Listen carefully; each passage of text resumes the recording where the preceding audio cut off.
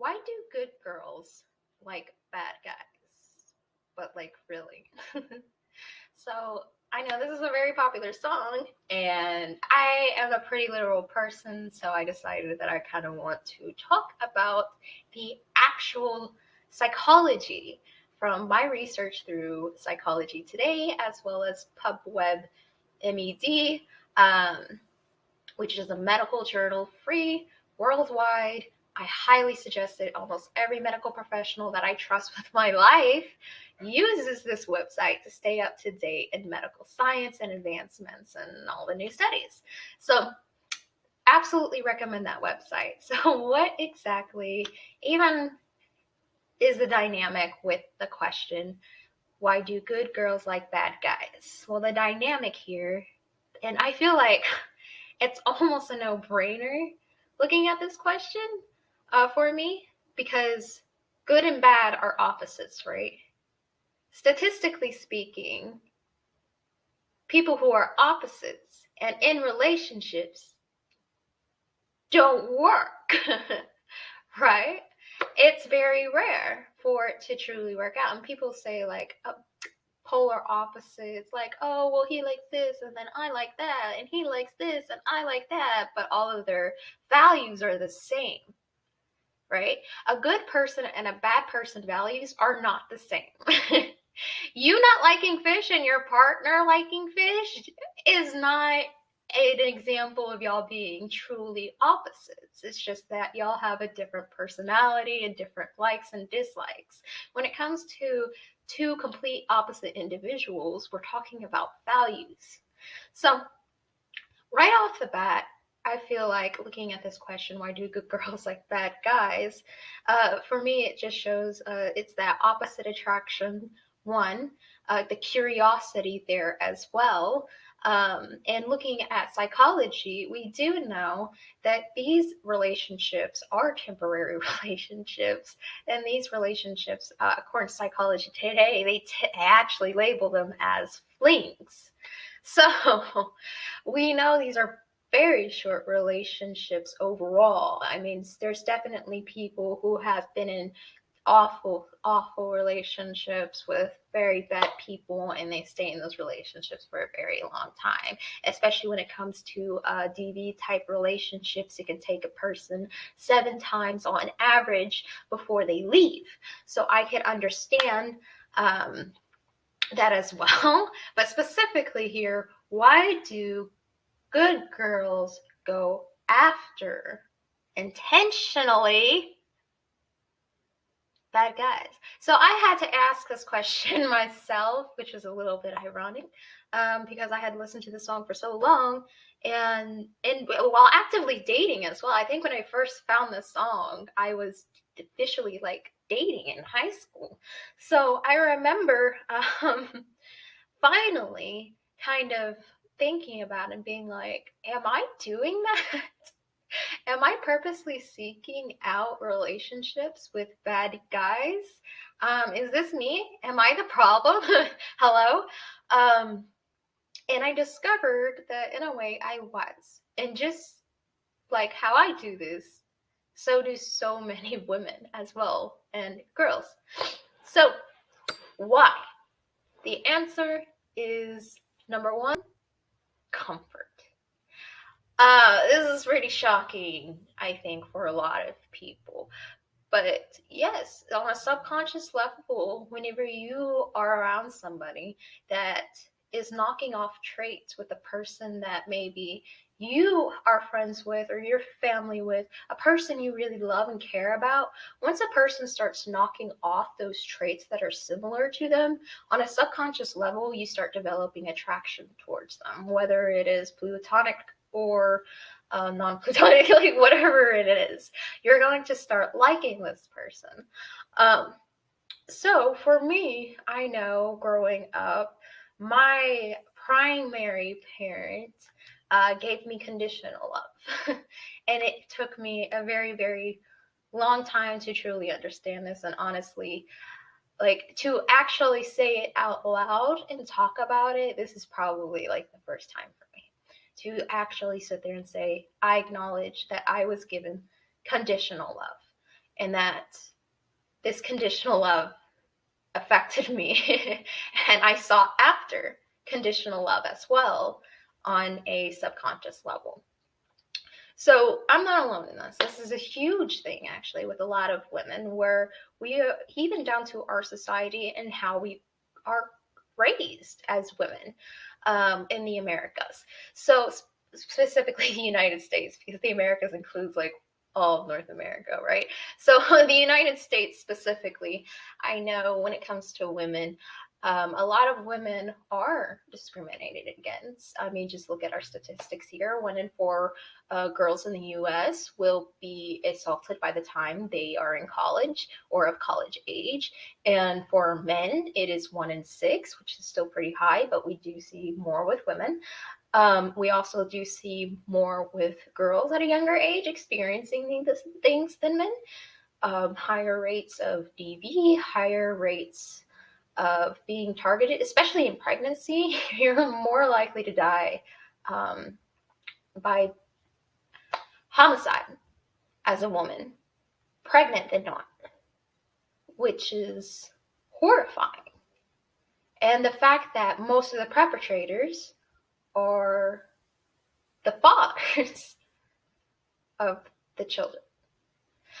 So we as a society have looked down on women, and because of it, women seek out what's familiar to them. And it's almost a no-brainer here, looking at it that way. Of course, then, if you are raised and love someone and they have these toxic traits, yeah, you are going to be more likely to find someone with these toxic traits attractive than somebody who wasn't raised that way or didn't experience that throughout their childhood. So that's also very interesting. But another thing that is also very interesting is just the thrill aspect of it all as well. It seems that there are women who have never experienced from their own personal take any form of discrimination from their loved ones, and they still want that thrill at the end of the day to go out and seek after those type of relationships for a little bit of fun, a little bit of flavor, a little extra spice. And it's a very dangerous game to play, honestly. But I definitely feel like as well that the reason why women are more inclined to do this is just for the simple fact that we're almost expected to get into a terrible relationship at least once, right? And there's almost a sense of control if you seek out a terrible relationship. So you can get that kind of over with and then purposely only select. Like, I've seen women do that as well. It's legit there. There are women that do this, where they will purposely go ahead and seek out a bad person just so that way they can have it under their belt, so they know, and from then on, they will only date the good people, or try to date and find only good people, right? Now, this doesn't always work. People are wolves in sheep clothing at times. And so, as much as people try to avoid getting into DV relationships, there's only so much you can actually do to prevent them. But this whole act of control and almost like research and preventative, I think, also reflects as well as to why women like true crime so much, because we know we are more likely to become victims. We know this. And so by adopting into this interest and indulging ourselves, we're educating ourselves, right? So I see it the same way at the same time here. So there are many, many, many reasons, and honestly, there's even more reasons, really, as to why good girls like bad guys. But for most of psychology, we understand that 1, these are temporary. 2, a lot of it is either for thrill seeking, for comfort from personal history, or for prevention control. As well as at the end of the day, we as women are also just expected to get into terrible relationships. I definitely feel like, as well, the notions between a bad guy and the equivalents to bad girl. We don't have bad girl, we have crazy girl, right? Right? So that's also another thing I kind of want to touch on a little bit here is the tiny bit of misogyny going on here with this question as well. Because where are all the songs about why do good guys date crazy, you know, men like to claim it that they admit apparently every man has dated a crazy woman. Okay? So where are all the songs from women talking about why good guys like all these crazy women? Right? We don't have that really, right? So it's almost as well this idea of, well, what about the men in this? Because there are also studies about this as well, and statistics about this as well.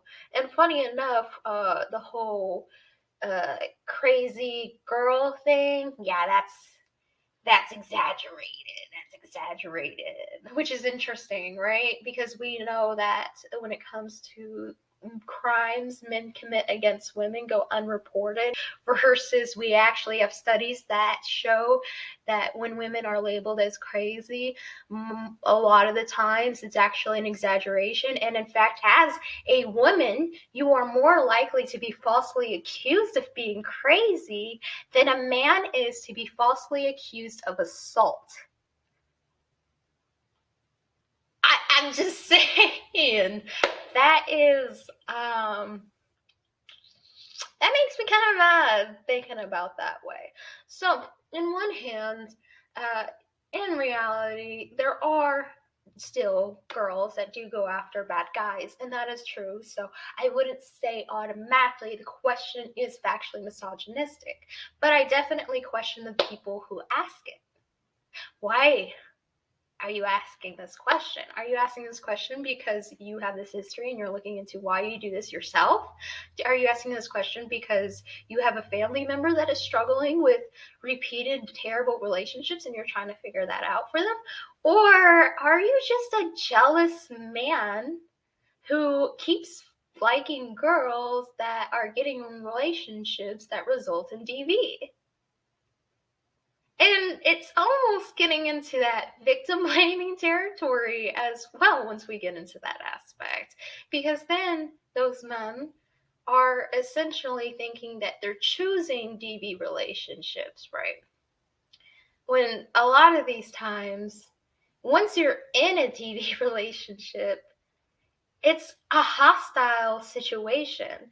And a lot of times, even if you aren't physically a hostage, you are mentally, emotionally, socially, financially, usually are.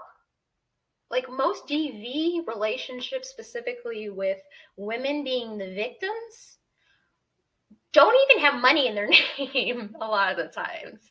Like that is astounding.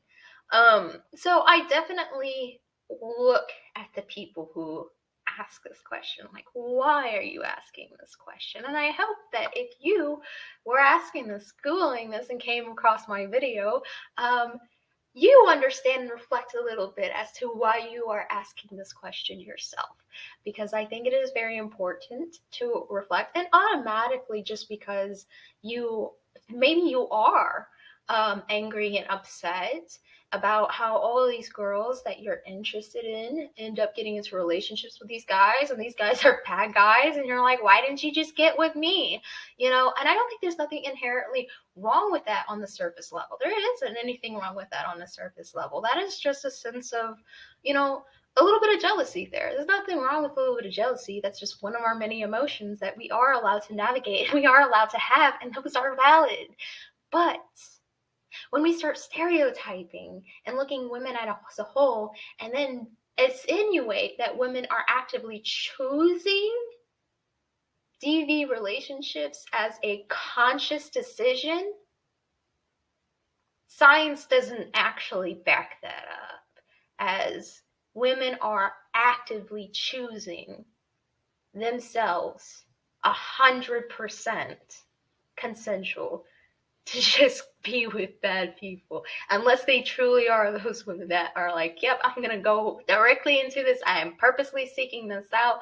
That's few in comparison to the whole.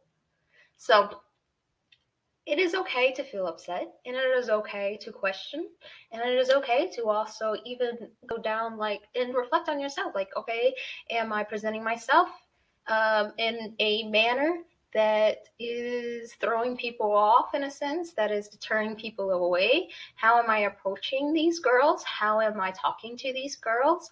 How am I just showing myself to these girls? How do these girls know me, and what are these girls' opinions on me as well?